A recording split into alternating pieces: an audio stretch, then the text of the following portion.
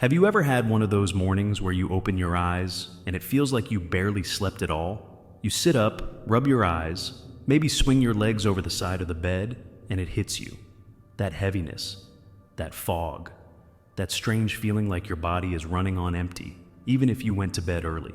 You pour yourself a cup of coffee, maybe two, hoping it'll jumpstart your brain, but nothing changes. Your arms feel heavy, your legs feel slower, and everything, from getting dressed to making breakfast, feels like walking through wet sand. If this sounds like your everyday life after 60, I want you to listen very carefully, because this is not normal aging. This is not just getting older, and you are not lazy, weak, or broken. You are likely being affected by something millions of seniors deal with every single day, but almost no one is talking about it. I'm talking about medications. Specifically, a group of everyday, commonly prescribed drugs that are supposed to help, but may be quietly stealing your energy, your clarity, and your quality of life. And here's the shocking part. These medications are often prescribed without any warning about how deeply they can affect your energy, your metabolism, your hormones, and even your brain. You're told they'll help you manage blood pressure, or cholesterol, or sleep, or anxiety, or inflammation. But what you're not told is that the very pill designed to protect one part of your body might be draining another. This is especially important after 60, because as we age, our liver slows down, our kidneys become less efficient, our ability to detoxify changes, and our muscle mass naturally declines. That means drugs that once felt mild or manageable in your 40s or 50s can suddenly start having much stronger, longer-lasting effects. Your doctor might not see it, your pharmacist might not mention it. But if you're watching this right now and you've been feeling tired, foggy, emotionally flat, or physically drained, even when nothing else has changed, this might be the wake-up call you didn't know you needed. Let's start with a story. A man named Carl. Carl is 67. He's retired, relatively active, and eats reasonably well. A few years ago, his doctor noticed his blood pressure was creeping up and started him on a low-dose beta blocker. Carl didn't think much of it. He trusted his doctor, took it every day, and at first, things seemed fine. His blood pressure dropped, and that was the goal. But something else happened. Carl started feeling more sluggish. He began napping more. He stopped going to the golf course because walking the course felt exhausting. He told his wife he just felt off. Not depressed exactly, not sick, just low energy. Like something inside him was constantly dragging the brakes. It wasn't until his son started researching beta blockers that the truth began to surface. You see, beta blockers, especially older ones, are known to lower not just blood pressure but heart rate, metabolic rate, and even affect neurotransmitters in the brain. That means they can lead to fatigue, brain fog, cold hands and feet, even symptoms that mimic mild depression. And because this happens slowly over weeks or months, most people don't realize it's happening. They just assume it's aging. But aging doesn't suddenly make you feel like your body is made of cement. Medications can. Now, I want to be clear. This is not about blaming doctors or saying all medications are bad. Many medications save lives. The issue is that most seniors are never told what to expect or how to offset the side effects. That's what we're doing here, because knowledge is power. And when you know what's happening inside your body, you can take back control without panic, without guesswork, and without shame. So let's look at what the science says. Researchers have now confirmed that several classes of medications commonly prescribed to seniors can directly interfere with energy production at the cellular level. Your cells use little engines called mitochondria to turn nutrients into fuel. But certain medications, including statins, beta blockers, sedatives, antihistamines, and even some antidepressants, can slow those engines down. That means your body is producing less energy at the source. It's like trying to run a full household on half the electricity. Things still work, but not well. On top of that, many of these medications deplete key nutrients. Statins, for example, have been shown to lower levels of CoQ10, a nutrient your body needs for energy production and muscle health. Without enough CoQ10, your muscles weaken. Your heart works harder. Your brain slows down. And yet, most people taking statins are never even told this is happening. Other medications reduce magnesium, B vitamins, or interfere with thyroid function, all of which play a massive role in your daily energy levels. Now, here's where it gets more frustrating. You go back to your doctor, you say, "I'm tired all the time." And instead of digging into the possible side effects of your current meds, they add another pill, maybe an antidepressant, maybe a sleep aid, maybe a stimulant. And now you're taking 3 or 4 medications that are interacting with each other in ways no one fully explains. This is what doctors now call a prescribing cascade. You take one medication, it causes a new symptom, so you're given a second medication to treat that symptom, and so on. Before you know it, you're on 5, 6, even 10 pills, and no one's asking the most important question: what's the root cause? This is why I created Health360 Pro, to help you ask better questions, to help you understand what's really going on inside your body, and to remind you that you are not imagining this. You are not just old and tired. You are a human being whose chemistry is being changed by things you may not have chosen with full awareness. So, let's talk about what you can do. The first step is awareness. Go grab a pen and paper, or open the notes on your phone, and write down every single medication and supplement you're currently taking. Include the name, the dose, and the time of day you take it. If you don't know the purpose of each drug, that's your first mission. Ask your doctor or pharmacist. You deserve to know what's going into your body and why. Next, write down how you feel each day. Energy levels, mood, focus, sleep quality, appetite, digestion, muscle strength. Don't overthink it. Just write what you notice. Within a few days or weeks, you may start seeing patterns. Maybe you feel better on the days you skip your allergy medication, or maybe your energy crashes 30 minutes after breakfast, right after you take your morning pills. This kind of journaling isn't just busy work. It's a map. It helps you connect the dots. It gives you something concrete to share with your doctor. So you're not just saying, "I feel tired," you're saying, "I feel tired 2 hours after taking X, and here's what I've noticed." Now, I want to talk about something powerful and often overlooked: nutrient replenishment. If you're taking a medication that depletes nutrients, you may need targeted supplements to support your energy. For example, if you're on a statin, talk to your doctor about adding CoQ10. If you're taking diuretics or acid blockers, magnesium and B12 might be essential. If you're on a sedative or sleep aid, you may benefit from melatonin regulation or adrenal support. This isn't about popping pills. It's about giving your body back what the medication may be taking away. We'll go deeper into how to do this safely in the next part, and I'll walk you through a full day of what a medication-smart, energy-building routine could look like. One that supports your body instead of just masking symptoms. But for now, just remember this: if you're over 60 and you feel tired all the time, don't ignore it. Don't chalk it up to aging, and please don't accept it as normal. Your body is talking to you. It's asking for help. And now, you have the tools to start listening. Let's keep going. So, let's pick up where we left off. Because if you're still with me, it means you've probably felt that low hum of exhaustion for too long. And you're ready to actually do something about it. Not mask it, not push through it, but really understand where it's coming from and how to shift the tide in your favor. Now, we've already talked about how medications can interfere with your body's natural energy production. But here's something that might surprise you. Not all side effects are listed on the label. Some of the most powerful shifts medications create happen below the surface, at the level of your mitochondria, your hormones, your nervous system. And unless a doctor specifically tests for those things, they're invisible. That means you could be walking around with low thyroid function, depleted magnesium, or blocked dopamine receptors, and never know it.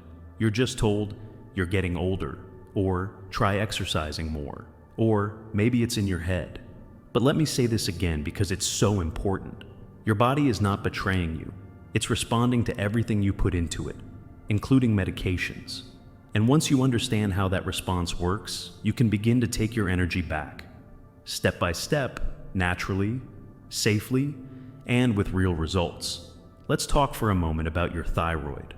This tiny butterfly-shaped gland in your neck controls your metabolism, your temperature regulation, your mental clarity, and your energy. And guess what?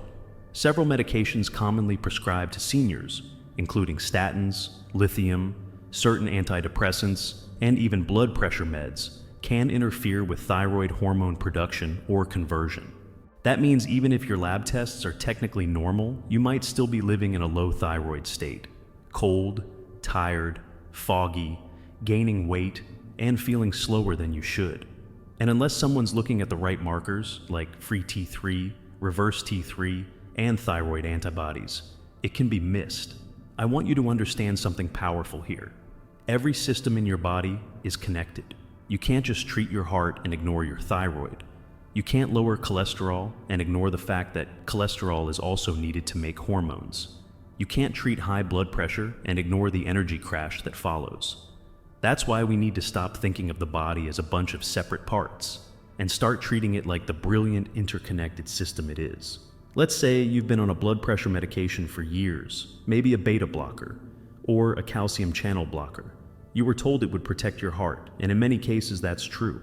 But no one told you it might reduce circulation to your muscles, or that it could interfere with your ability to exercise without fatigue, or that it could flatten your mood because of how it affects adrenaline.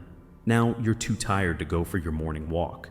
So your muscle mass drops, your blood sugar rises, your sleep worsens, and suddenly your doctor is talking about diabetes risk, or recommending a sleep aid, or suggesting you add a statin for cholesterol, and around we go. This is not a failure on your part. This is a system that's forgotten how to treat people, not just numbers on a chart. So let's turn it around. What can you do today to support your energy naturally, even if you're still on medications? First, food. Food is not just fuel, it's information. Every bite you take sends a message to your cells. That message is either make energy or shut down. That's how powerful food really is. If you want more energy, you need to focus on foods that support your mitochondria, the little power plants inside each of your cells. That means foods rich in B vitamins, magnesium, healthy fats, and antioxidants. Let me give you a picture of what a mitochondria-friendly breakfast might look like. Imagine you start your day with a veggie scramble, pasture-raised eggs, sautéed spinach, a little onion, maybe some mushrooms. Add in half an avocado for healthy fat and potassium, maybe a slice of sprouted grain toast with almond butter, and a warm cup of green tea. You've just given your body a surge of protein, magnesium, choline, B12, and healthy fat. These are the building blocks of energy. They stabilize your blood sugar. They tell your mitochondria, go. Now compare that to a standard breakfast of sugary cereal, skim milk, and a banana. Sure, it might taste familiar, but it sends the opposite message. Blood sugar spikes, insulin surges, crash follows, and you're left wondering why you're tired by 10 a.m. The difference isn't complicated, it's just intentional. Now let's talk movement. And no, I'm not asking you to join a gym or do anything extreme. I'm talking about strategic movement, gentle daily motion that tells your body, we're alive, we're ready, we want more energy. Here's the secret. Movement increases mitochondrial density. That means your body literally builds more energy factories the more you move. And that movement doesn't have to be intense. A 10-minute walk after breakfast, some light stretching in the afternoon, a few squats while brushing your teeth. These micro movements add up. They restore circulation. They wake up your nervous system. They regulate your blood sugar. And yes, they help you feel more like yourself again. Let's go back to our friend Carl from part 1. Once he began walking every morning again, even for 15 minutes, he started sleeping better. His energy lifted, his appetite improved, and most importantly, his doctor was able to reduce the dose of his beta blocker because his blood pressure responded to the lifestyle changes. That's what we want, not to suddenly throw away medication, but to become so strong, so supported, so dialed into your own biology that your need for medication decreases naturally, under supervision, without force. That's the goal. Now I want to touch on something a little deeper, something that doesn't always get talked about when we're discussing fatigue, and that's the emotional weight of aging, because sometimes the tiredness we feel isn't just physical, it's emotional. It's the exhaustion of navigating change, loss, uncertainty, or just the sheer pace of life as we get older. Add that emotional load on top of medication side effects, nutrient depletion, and a slowing metabolism, and of course, you feel tired. But here's what I want you to hear with your whole heart. Just because you've grown older doesn't mean you've grown weaker. You are not a burden. You are not fading. you are transitioning into a different kind of strength, one rooted in wisdom, patience, and power. And part of reclaiming that power is taking back control of your health story. You don't have to be at the mercy of every prescription. You don't have to accept fatigue as your fate. You can wake up with more energy, more clarity, and more purpose. But it starts with understanding what's really causing your symptoms and taking small, steady steps to change it. In the next part, I'm going to show you exactly how to build a full day of energy restoration, from what to eat and drink to how to breathe, how to move, and even what time to take your medications for maximum benefit. I'll walk you through it like we're sitting together in your kitchen, step by step.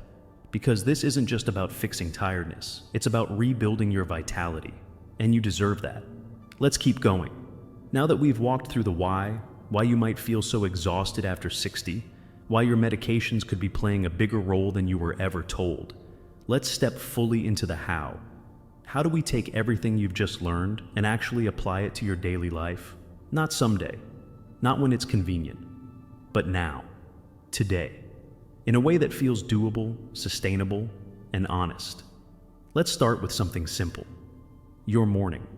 Because how you start your day sets the rhythm for everything that follows.